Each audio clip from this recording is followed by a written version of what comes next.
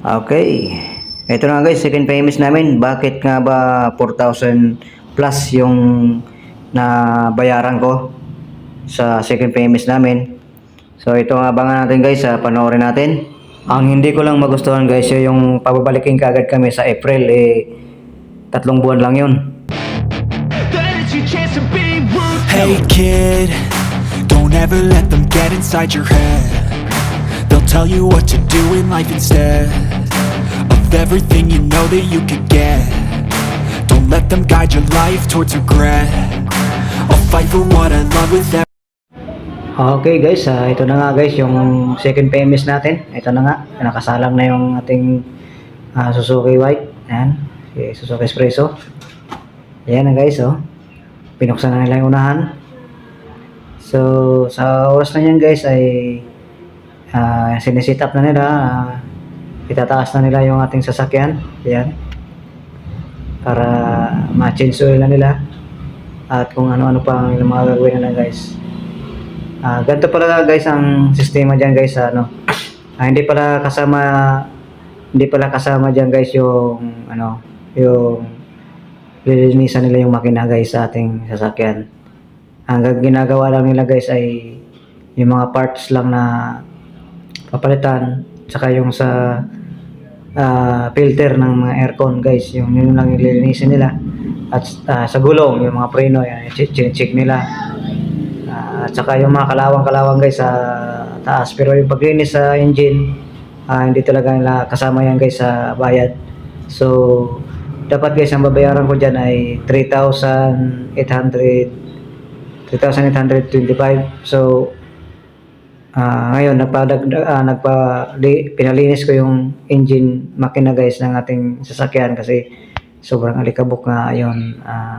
Sabi nung assistant ng Suzuki, mag-adaw ako ng 500, kaya naging 4,325 yung ating binayaran, kaya ayun. So ang ayaw ko lang guys yung pagkatapos guys ng process ng Suzuki, ng ating paglinis ng Suzuki at pag-check up at pag-change oil, na kung ano-ano pa mang ginagawa nila dyan guys, ay tinanong ko guys kung kailan nang balik. Kung kailan nang balik namin third payment. So sabi nung guys, nung nakausap ko yung assistant ng Suzuki, ay April daw guys ng katapusan. So napakaaga naman yata guys ang balik ko. So tapos pina-compute ko guys kung magkano magagastos ko. Guys, 6,000 daw yung magagastos ko doon. So kayo guys, anong suggest nyo? Papayag ba kayo guys na ganon? Na 3 buwan lang tapos 6,000 ang ganun babayaran mo? So hindi pa yung oil noon guys, saka yung ibang pinalitan na nila noon. So comment nyo lang kayo guys para may idea ako kung papayag kayo. Ayan guys, malinis na. Ayan. Pinalinis ko kasi itong guys, yung lahat ng makina niya. Ayan. Ay yung nag-add tayo ng guys, 500 yan. Sir, yung nito, yung coolant, matagal pa rin Yes sir, naka-level na po ulit yan. Dinagdagan nyo na? So kailan ang balik namin yan? Ang balik niya sir is exact 4 months. So kung nabili siya ng December, balik mo ng April. January, February. Mauna man po yung 10,000 kilometer. Kailangan, kahit hindi maka 10,000, basta balik ng April. Balik mo lang sir.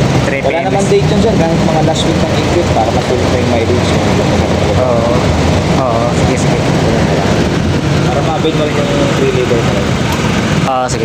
So, yun nga guys, sabi nga niya, pabalik kami ng April, kahit katapusan daw guys, para daw sa third payments. So, yun nga, babayaran ko daw ay 6,000.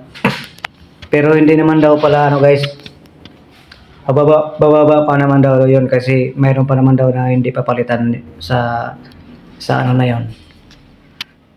So, ang kasi guys, hindi to makakaabot ng 10,000 kasi hindi man to nakaka-long drive pa ng malayo tong sasakyan ko.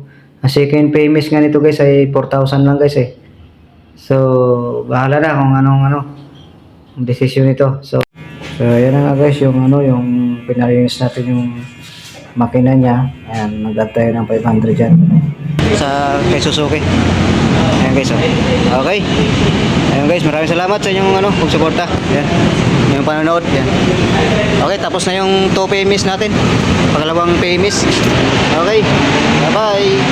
Ito na nga guys yung yung pinalitan nila yung extra genuine oil pulley synthetic yan. Tapos oil filter. Tapos drain plug, gasket, tapos windshield washer. Dapat ang babayaran ko guys yung 3,825.99. So, nagpalinis ako ng engine sa makina guys ay nagad ako ng 500. Hindi pala kasama yun sa service nila guys. Kaya ang binayaran natin 4,325.99. So, yun lang guys at maraming salamat sa inyong panonood. Pero maganda naman guys, nalinisan yung engine. Parang bago na ulit.